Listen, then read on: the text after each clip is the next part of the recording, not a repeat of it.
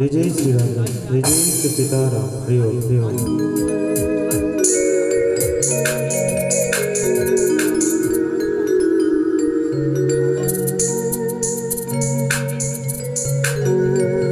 सभी भक्तबिंदों से पूरा निवेदन कि कथा का समय हो चुका है। आप सभी अपने कार्यों को संपन्न करके अतिशीघ्र कथा पंडाल में उपस्थित हो। बस कुछ ही क्षणों में परम पूज्य महाराज श्री का आगमन, उसके पश्चात हम सभी इस बह रही श्री गुरु चरण सरोज रज निज मन मुकुर सुधा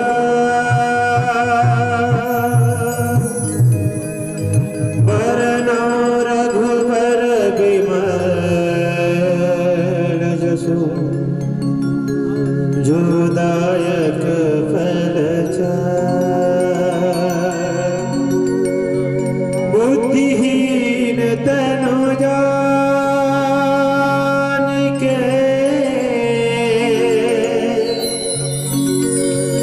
सुमिरा पवन कुमार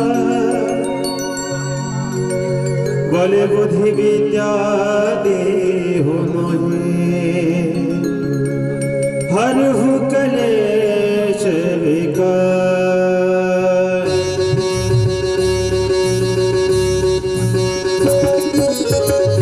जय हनुमान ज्ञानी गुण सागर जय कपीस लोक उजागर राम दूती अपनी बल धामा अंजनी पुत्र पवन सुत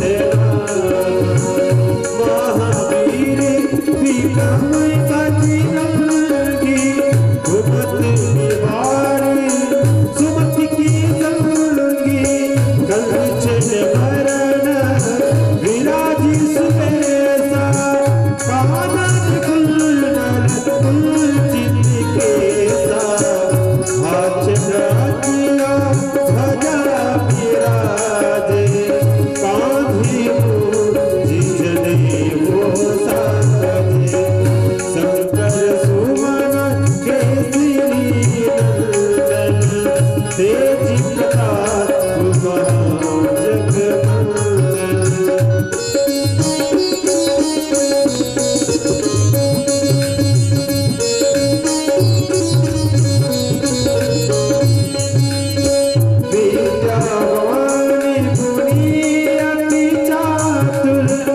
राम काजी करि बेको आतुर प्रभु चरित्र सुनि बेको रसिया राम लखन सीता मन बसिया सूक्ष्म रूप धरि सियहि दिखावा विकट रूप धरि लंक जरावा भीम रूप धरि असुर सहारे रामचंद्र के काज सवारे लाए सजीवन लखन जियाए श्री रघुवीर हरष उर लाए रघुपति कीन्ही बहुति बड़ाई तुम मम प्रिय भरतहि सम भाई सहस वदन तुम्हरो जस गावे अस कहि श्रीपति कंठ लगावे सनकादिक ब्रह्मादि मुनीसा नारद सारद सहित अहिसा।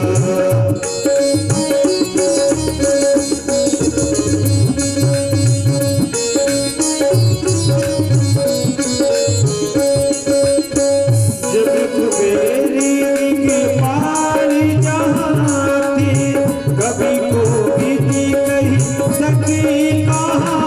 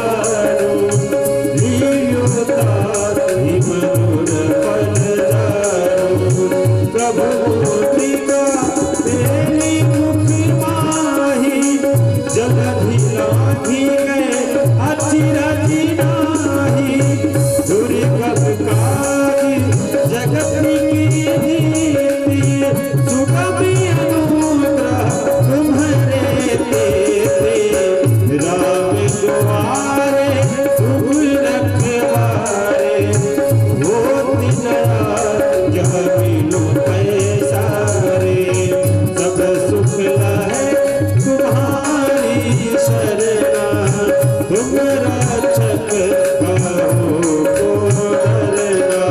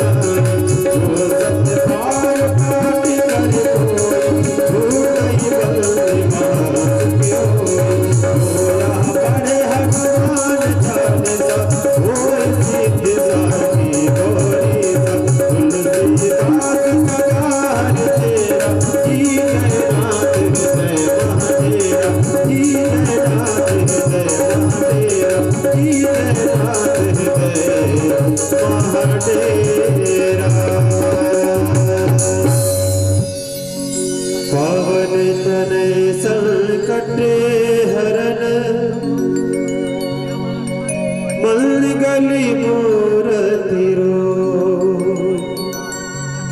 राम लखन सीता सहित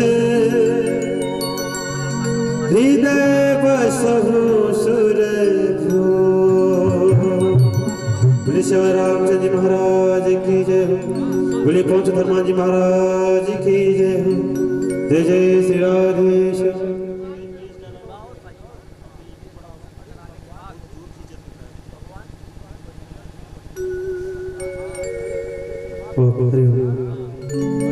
जय जय श्री राधा। हरि ओम नारायण।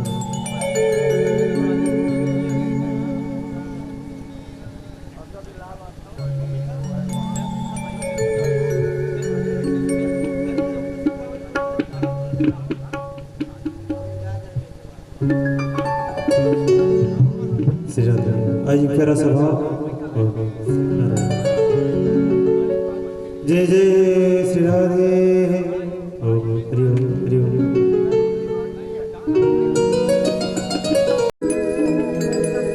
तृष्णा न जाए मन से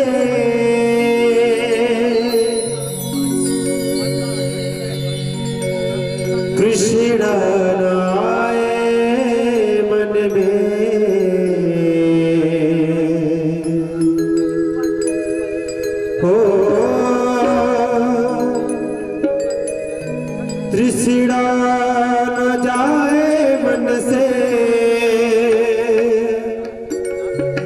कृष्ण नाए मन में जतन करूं मैं हजार कैसे लगेगी नैया पार वो घनश्याम जी कैसे लगेगी नैया पार वो घनश्याम जी कैसे लगेगी नैया पार कृष्णा न जाए मन से कृष्णा न आए मन में कृष्णा न जाए मन से कृष्णा न आए मन में जतन करूं मैं हजार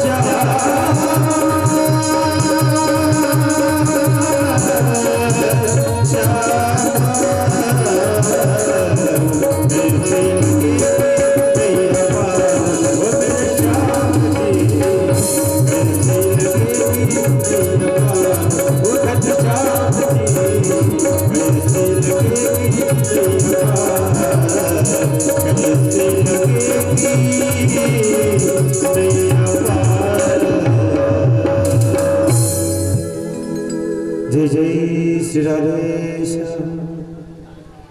राधे। सभी भक्तों से निवेदन कि परम पूज्य महाराज श्री का आगमन हो चुका है। आप सभी अभिलंबवत कथा पंडाल में उपस्थित हो और महाराज श्री के मुखारबिंद से अपनी कथा का रसपान कर अपने मानव जीवन को धन्य बनाए। श्री राधे।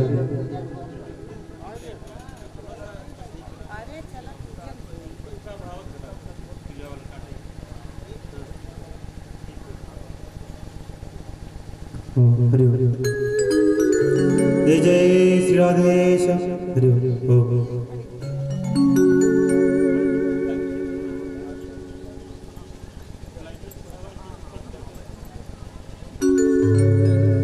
जय जय श्री राधे श्री राधे। ओ हरि हरि।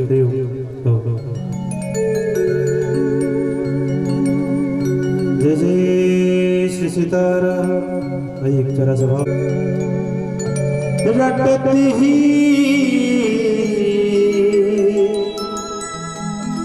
सब बाधा मिट जाए, कोटि जन्म की आपदा श्री राधा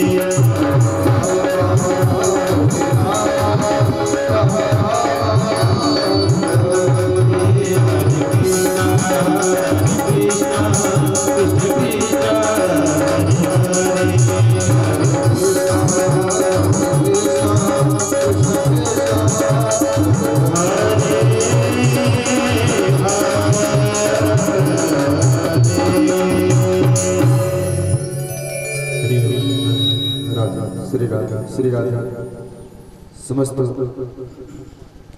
क्षेत्रवासियों से, ग्रामवासियों से, समस्त भक्त वृंदों से निवेदन,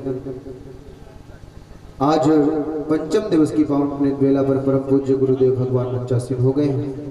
अतः आप समस्त भक्तों से निवेदन, शीघ्र समस्त कार्यों को विराम देकर कथा स्थल पर उपस्थित होकर कथा का रसपान कर अपने जीवन को धन्य बनाए। और आज भगवान गिरिराज की पूजा भी होनी है, इसलिए आप सब अधिक से अधिक संख्या में पधारें और कथा का रसपान कर अपने जीवन को धन्य बनाएं। श्री राधे श्री राधे श्री राधे।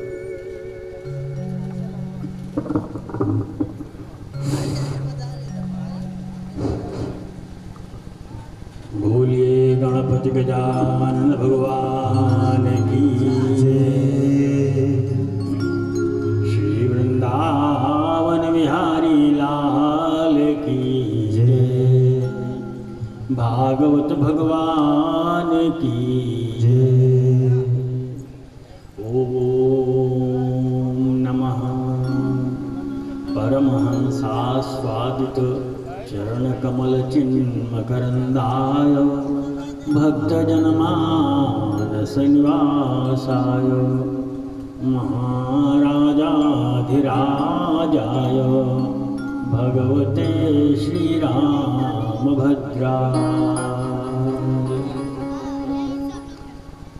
कान्तिः सीता मृषति निन्दित शारदेन्दुर् यत्रैकतो विलसितामसिताङ्गशोभा वृन्दावनेऽपि कृत याम्यगाङ्गसङ्गं राधा मुकुन्दयुगलं तदहं नमः। यं प्रव्रजन्तमनु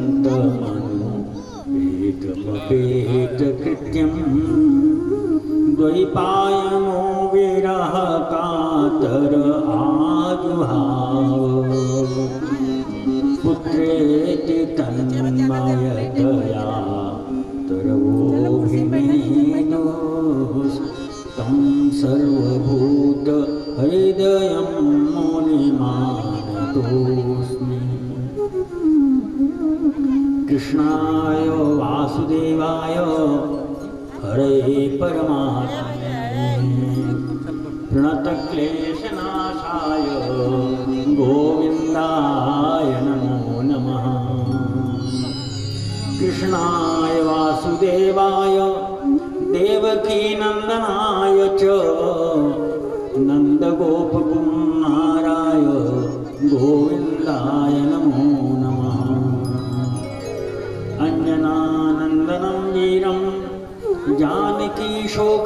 सुदर्शनं कपीशमक्षहन्तारं वन्दे लङ्काभयङ्करम्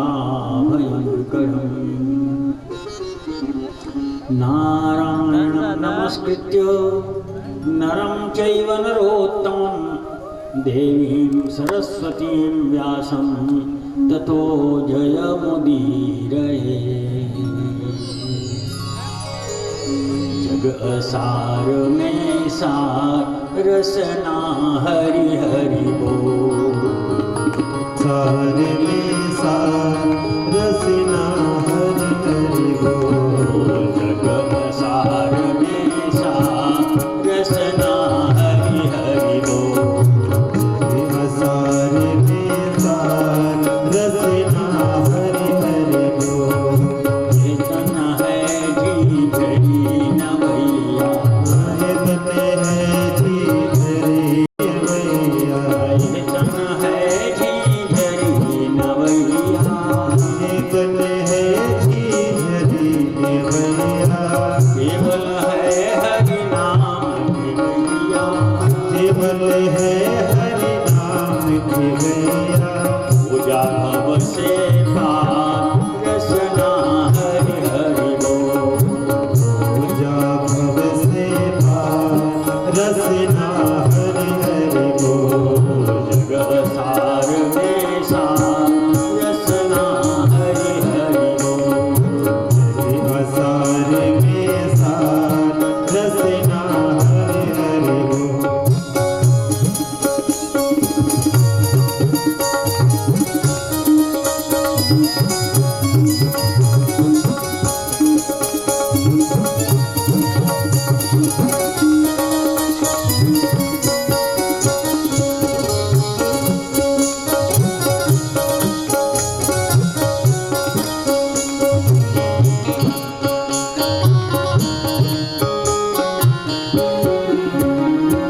अपने तन की दीन बना ले।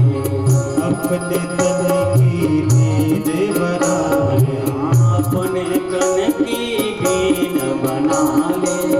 अपने तन की दीन बना ले। प्रेम सुरों के तार सजा ले। प्रेम स्वरों के तार सजा ले। प्रेम सुरों के तार सजा ले।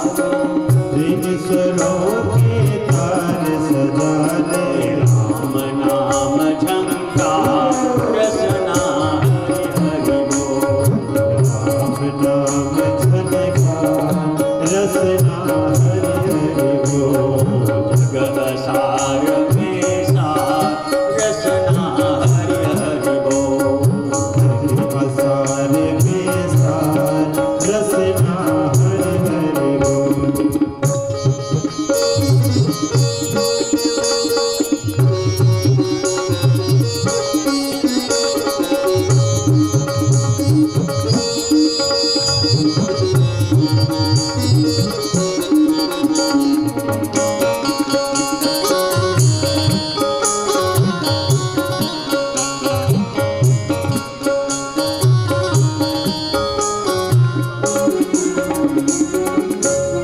हर जीवन कर्ज लिया है तूने। जीवन कर लिया है तूने। जीवन कर्ज लिया है तूने। जीवन कर लिया है तूने। चुकता कुछ न किया है तूने। चुकता कुछ न किया है तूने। ऋण का भार उतार रसना हरि हरि बोल। ऋण का भार उतार रसना हरि हरि बोल। जग सार में सार रसना हरि हरि बोल। सार में सार रसना हरि हरि बोल।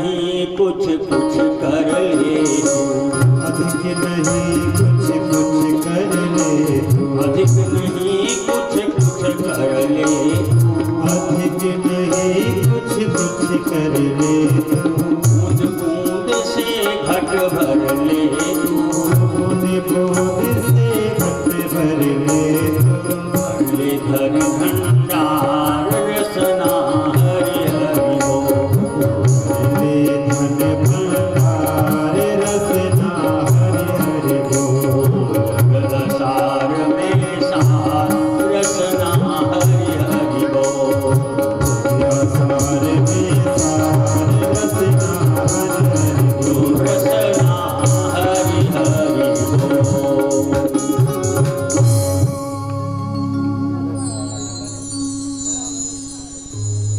श्रीमद् भागवत के मंडप में वैदिक पद्धति से समावाहित संप्रतिष्ठित सुपूजित समस्त देवी देवताओं के वरदायक चरणारविंद में हमारी प्रणति का समर्पण। मंडप में विद्यमान विद्वान कर्मकांडी आचार्य बंधुओं का सादर अभिवादन और श्रीमद् भागवती कथा के श्री चरणों में अपनी वाणी के श्रृंगार पुष्प समर्पण करने हेतु हमारे साथ पधारे संगीतज्ञ कलाकार बंधुओं, आप सबका स्नेहिल अभिनंदन और श्रोता के रूप में विराजमान साक्षात श्री भगवान आप सबको हमारा सादर। आइए सब मिल करके श्रीमद् भागवती लीला की ओर आगे बढ़े।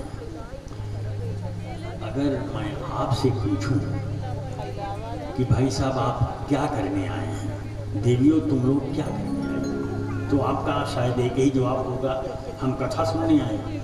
सही कह रहा हूं, लेकिन दिक्कत की बात यह है आज कोई कथा नहीं, आज कोई कथा है ही नहीं। आज क्या है, आज भगवान की मधुर मंगलमयी लीलाएं, लीलाओं का दर्शन करना है। कथा तो जो होना था कल तक हो गई, आज और कल और परसों भगवान की दिव्य लीलाओं का दर्शन करना है। अब ये हमारे आप ऊपर है कि कौन कितना डूब करके, कौन कितना आनंद ले करके भगवान की लीलाओं का दर्शन करता है। लीला समझने के लिए नहीं होती, लीला समझने के लिए नहीं होती, कथा समझने के लिए होती है।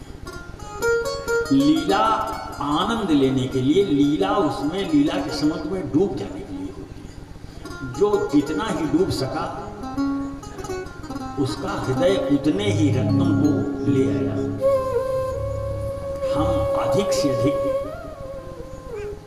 आनंद ले करके अधिक से अधिक भाव रत्नों को निकाल सके, इस आशा के साथ प्रारंभ करते हैं आज की बात। कल भगवान का जन्म हम लोगों ने बड़े उत्साह से मनाया था, लेकिन बहुत जल्दी मनाया था। जन्म के बारे में हम कुछ बता ही नहीं पाए, समय की इतनी कमी थी, घड़ी 6 बजा रही थी। इसलिए जैसे तैसे भगवान का जन्म हो गया। आपने यद्यपि बहुत उत्साह के साथ मनाया, इसलिए आप थोड़ी चर्चा करें। देखिए बंधुओं, जब किसी महापुरुष का अवतरण होता है तो प्रकृति प्रसन्न हो जाती है और अपनी प्रसन्नता को किसी न किसी माध्यम से, किसी न के जरिए से वो प्रकट कर देती है। तो आज तो परमात्मा प्रकट हुए हैं। आज भला प्रकृति अपना श्रृंगार क्यों न दिखावे। प्रकृति के 5 प्रधान अंग हैं। कौन? आकाश, वायु, अग्नि, जल और पृथ्वी। इन्हीं को पंच महाभूत कहते हैं। एक पांचों महाभूत एकदम प्रसन्न हो गए, गदगद हो गए। अपने मन से नहीं, भागवत में लिखा हुआ है। पहला आकाश, महाभूतों में प्रथम स्थान है आकाश का। लिखते हैं दिशा प्रसेदुर, दिशाएं प्रसन्न, दिशा प्रसेदुर गगनम निर्मलोद्गणोदयम, और आकाशमंडल तारागणों से युक्त होकर के एकदम निर्मल हो गया। शायद आकाश इस बात को जानता है कि प्रभु रामावतार में कह चुके हैं। निर्मल क्यों हुआ? निर्मलोद्गणोदयम, आकाश निर्मल क्यों हो गया? इसलिए वो जानता है कि निर्मल मन जन सो मोहि पावा, निर्मल मन जन सो मोहि पावा, निर्मल मन जन सो मोहि पावा, निर्मल मन जन सो मोहि पावा, मोहि कपट छल छेदन भावा, मोहि कपट छल छेदन भावा, मोहि कपट छल छेदन भावा। इसलिए दिशा प्रसेदुर गगनम निर्मलोद्गणोदयम। आकाश के बाद महाभूतों में स्थान आता है दूसरा वायु का। वायु का वर्णन जब करने लगे सुखदेव जी तो उन्हें याद आया, क्यों भाई, न आकाश में भगवान आए, न वायु में भगवान आए, न अग्नि में भगवान आए, न जल में भगवान आए, भगवान तो आए पृथ्वी पर। हम वर्णन कर रहे हैं आकाश का, वायु का, अग्नि का। सुखदेव जी तुरंत सावधान हुए और आकाश के बाद यद्यपि वर्णन करना चाहिए था वायु का, लेकिन क्रम भंग करके लिखने लगे मही मंगल भूयिष्ठ पुरग्राम प्रजाकरा। मही मंगल, मही कहते हैं धरती को। पृथ्वी बड़ी मंगलमयी हो गई, जगह जगह रत्न की खाने प्रकट हो गए, वन में पेड़ पौधे फूल आए, चाहे समय हो चाहे असमय। लेकिन भगवान के जन्म की मंगलमयी वेला में ऋतु कुऋतु का ध्यान छोड़ करके सभी पुष्प प्रफुल्लित हो गए।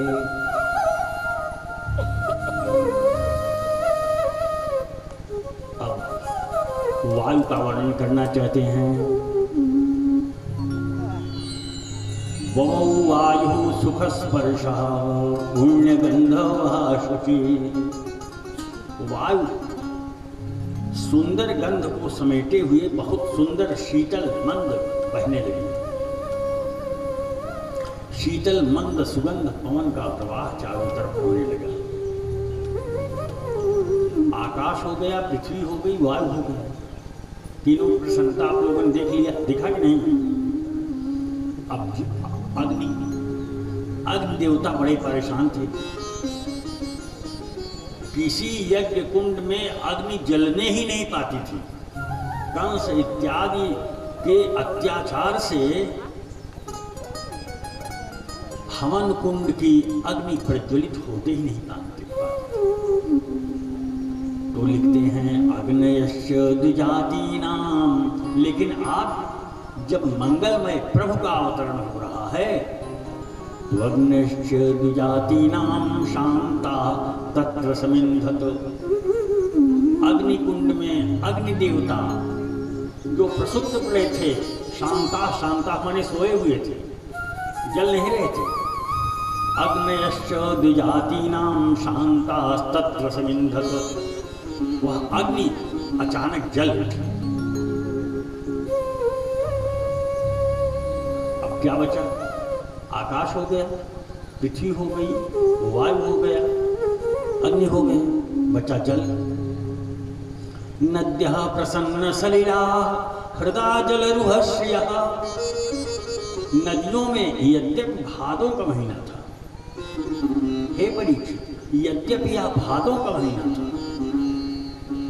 सावन भादों इत्यादि वर्षा के महीनों में नदियों का जल कैसा होता है? मटमैला होता है। लेकिन जब भगवान के जन्म की मंगलमयी वेला आई तो नद्यः प्रसन्न सलिला, प्रसन्न माने एकदम स्वच्छ, नद्यः प्रसन्न सलिला, भादों का महीना होते हुए नदियों का जल एकदम प्रसन्न, एकदम स्वच्छ हो गया। और इतना ही नहीं, हृदा जल रुहश्रियः, हृदा माने कुल, कुंड, और जलाशयों में, कुंडों में जलरुह माने कमल, कमल खिल उठे, परीक्षित चौंक गए। अरे महाराज, यह क्या वर्णन है, अतिशयोक्ति, आधी रात को कहीं कमल खिलता है और भगवान आधी रात को प्रकट हुए, और फिर आप कह रहे हैं कि सारे कमल के फूल खिल उठे। अरे परीक्षित, आज मंगल में प्रभु का अवतरण हो रहा है। लक्ष्मी जी का एक नाम है कमला, वे कमल वन में निवास करती हैं, कमल के फूल पर। कमला ने धरती के समस्त कमलों को आदेश दिया कि मेरे कमलाकांत आज धरती पर जा रहे हैं, इसलिए समस्त सरोवरों के समस्त कमल समय असमय का ध्यान त्याग करके, भले ही आधी रात है, खिल उठे। इसलिए नद्यः प्रसन्न सलिला, हृदा जल रुहश्रियः, समस्त जलाशयों में आधी रात होते हुए कमल खिल। इस प्रकार से पांचों महाभूत अपनी अपनी प्रसन्नता व्यक्त करने लगे। बोलो वृंदावन बिहारी लाल की जय। नंद बाबा क्या सुंदर वर्णन आया। उन्होंने चारों द्वार पर दान देने वालों को तैनात कर दिया और यह आदेश दिया कि जो जितना मांगे उससे कम नहीं देना, उसकी इच्छा के अनुसार दे देना। एक दरवाजे पर सोना, एक दरवाजे पर चांदी, एक दरवाजे पर रत्न, एक दरवाजे पर वस्त्र बट रहे थे। एक सज्जन वस्त्र वाले दरवाजे पर पहुंचे, भरपूर वस्त्र ले लिए, गठरी बनाई, सिर पर लादे, चले जा रहे हैं। किसी ने पूछा, भैया कहाँ से आ रहे हो, बहुत भारी गठरी सिर पर है। अरे यार, नंद बाबा के यहाँ गेट नंबर 4 पर तमाम कीमती वस्त्र बट रहे हैं, चाहे जितना हो। सामने वाला बोला, धक दे देती, वस्त्र के चक्कर में पड़े हो। अरे भाई, पश्चिम वाले दरवाजे पर चांदी बट रही है। यह सुनकर के कपड़े वाले ने अपनी गठरी फेंकी और चांदी लेने के लिए दौड़ा। चांदी भरपूर, जितनी इच्छा थी उतनी चांदी लेकर के चलाओ। सामने से एक आदमी मिला, कहाँ से आ रहे भैया? अरे यार, नंद बाबा के पश्चिमी द्वार पर चांदी बट रही है, रात जितना चाहो उतना ले जाओ। धत तेरे मुंह, चांदी के चक्कर में पड़े हो। उत्तर वाले दरवाजे पर सोना बट रहा है, मनमानी जितना चाहो उतने जाओ। तो चांदी वाले ने चांदी फेंक दिया और सोना लेने के लिए चल पड़ा। इस प्रकार से राजा परीक्षित ने कहा, गुरुदेव, मैं एक राजा हूं, मैंने भी दान दिया है। इस प्रकार का दान ये तो अकल्पनीय है। नंद बाबा कुछ भी वो आखिर एक ग्वाले ही तो हैं, भले ही उनके पास 9 लाख गाय हैं, तो इतनी संपत्ति कहाँ से आ गई कि वो इस तरह से बांट रहे हैं। सुखदेव जी ने कहा, राजन तुम सावधान होकर कथा नहीं सुन रहे हो। मैंने पहले ही बता दिया है, तत आरभ्य माने तब से लेकर, कब से लेकर? जब कन्हैया गर्भ में आए, जब से कन्हैया माता देवकी के गर्भ में आए। तत आरभ्य नंदस्य ब्रजः सर्व समृद्धिमान, तब से ब्रज में किसी प्रकार की समृद्धि का कोई अभाव नहीं था। कोई ऐसी संपत्ति थी ही नहीं जो ब्रज में ना रही हो। मैं नहीं कह रहा हूँ, भागवत में लिखा हुआ है, आरभ्य नंदस्य ब्रजा सर्वसृद्धिमान हरे निवासात्मगुणै रमा क्रीडमो। हे परीक्षित, जरा विचार करो कि जहाँ भगवती महालक्ष्मी राधा रानी के रूप में पहले ही प्रकट हो गई थी, उस ब्रज में तुम संपत्ति के अभाव की कल्पना करते हो। रमा क्रीडम, आजकल तो ब्रज रमा क्रीड, रमा माने लक्ष्मी, क्रीड माने खेलने का मैदान। ब्रज भूमि तो राधा रानी के खेलने का स्थान बन गया है। तो वहाँ संपत्तियों के अभाव की कोई कल्पना कर ही नहीं जा सकती। एक और मार्के की बात है,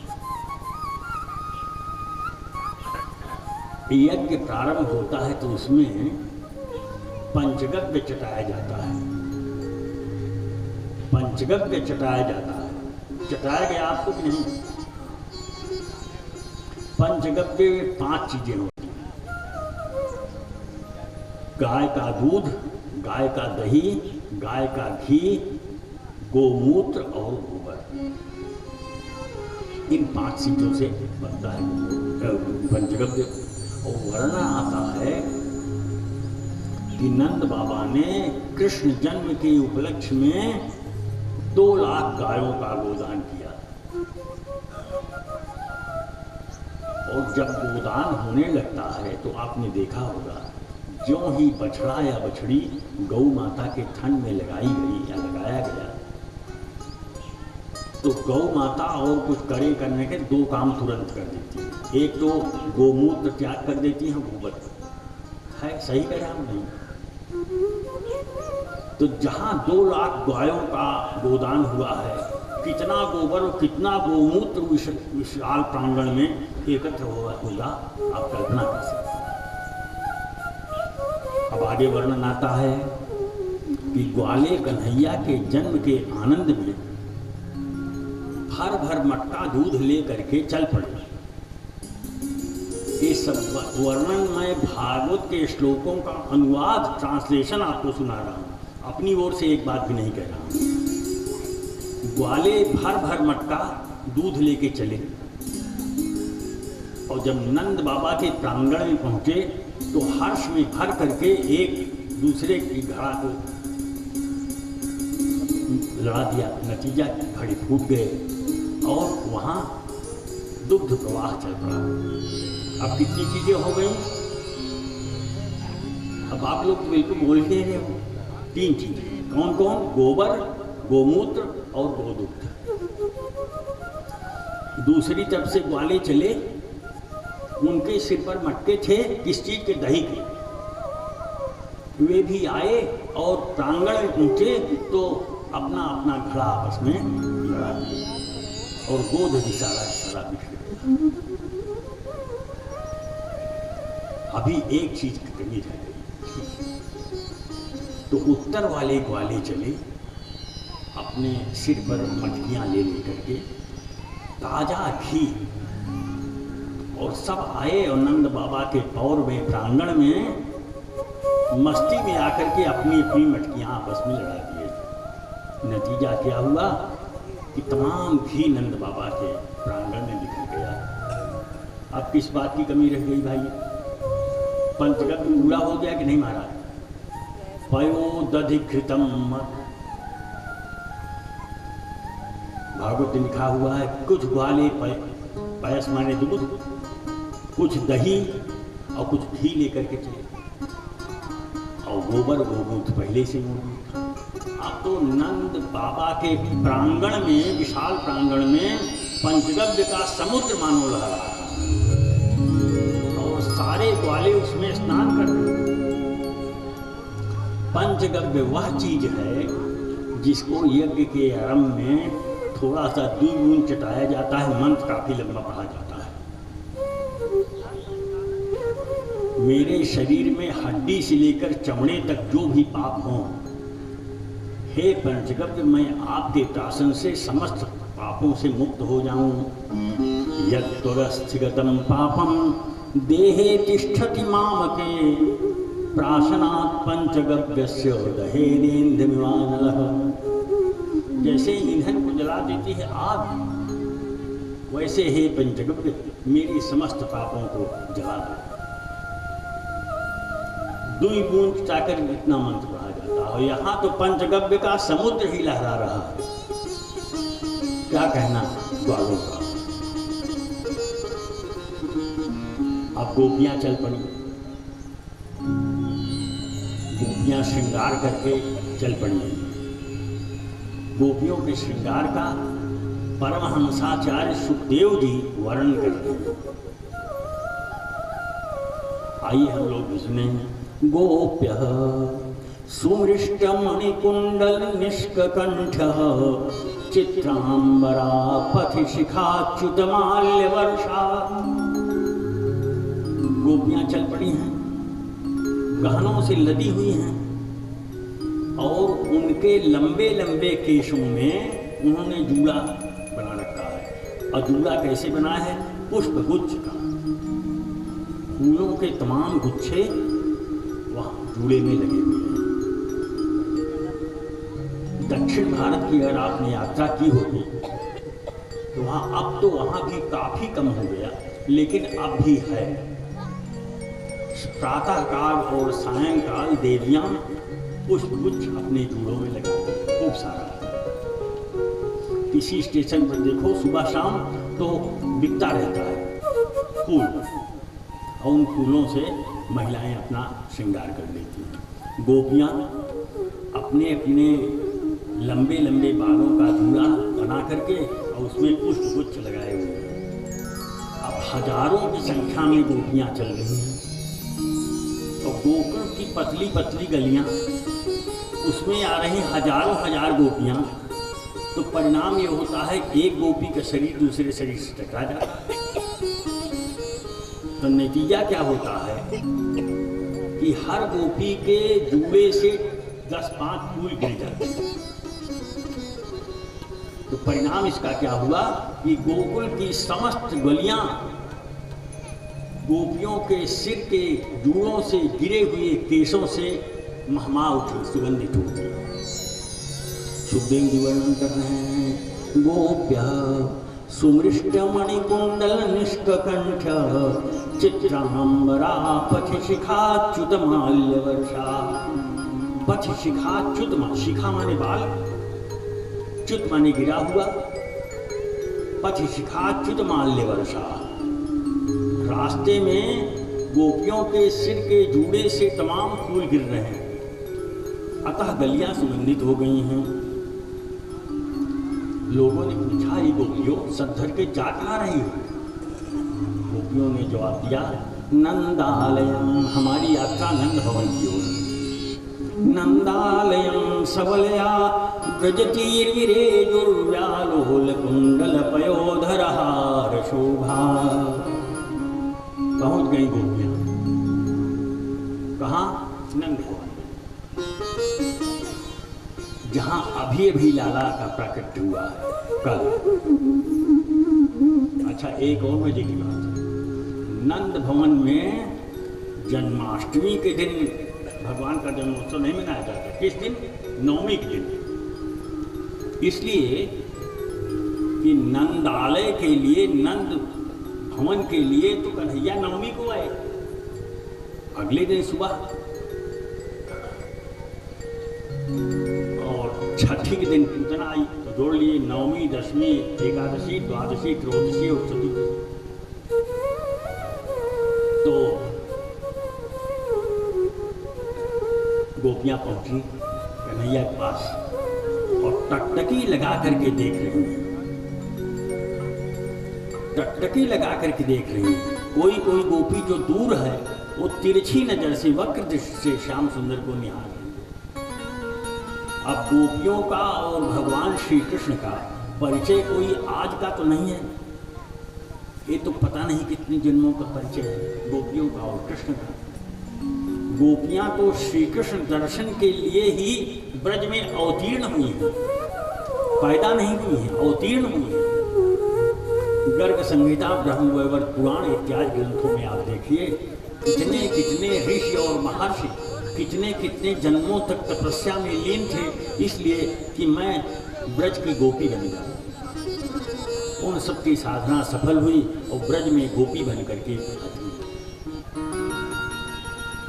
जिन श्री कृष्ण के दर्शन के लिए हमने हजारों वर्षों तक कठोर साधना की है, वो हमारी आज नेत्रों के सामने है। अतः गोपियां टकटकी लगा करके, और जो गोपियां को दूर है वो तिरछी निगाह से एक टक अपलक नेत्रों से श्याम सुंदर को निहार रहे हैं। कोई तिरछी नजर से न देखो,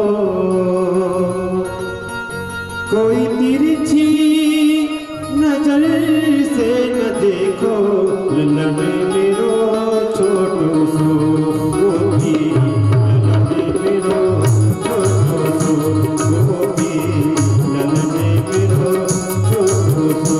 कोई तिरछी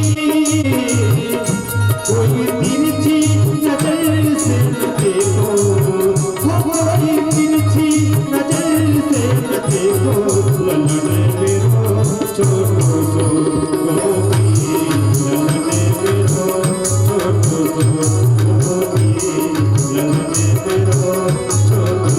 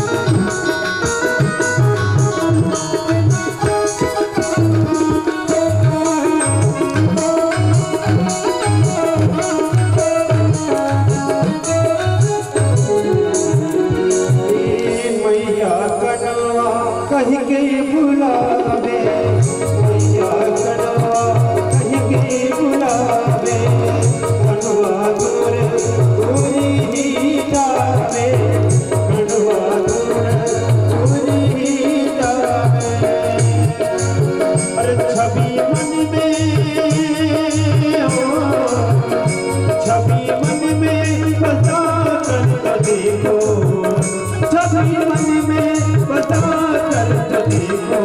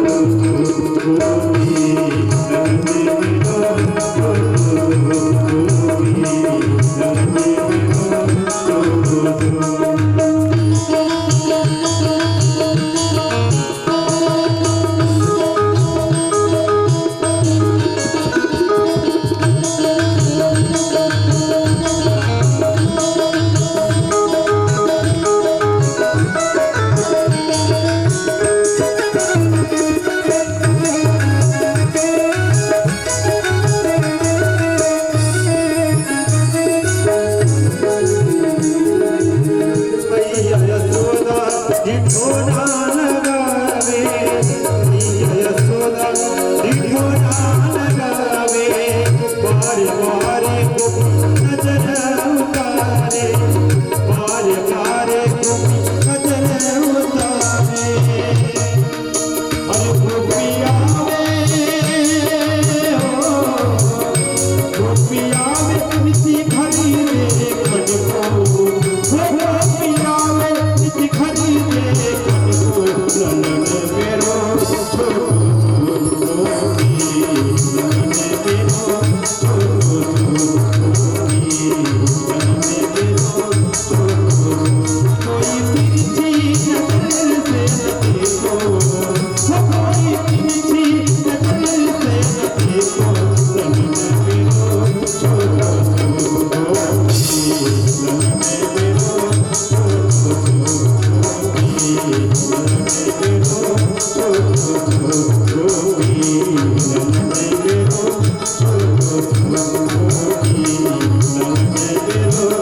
Oh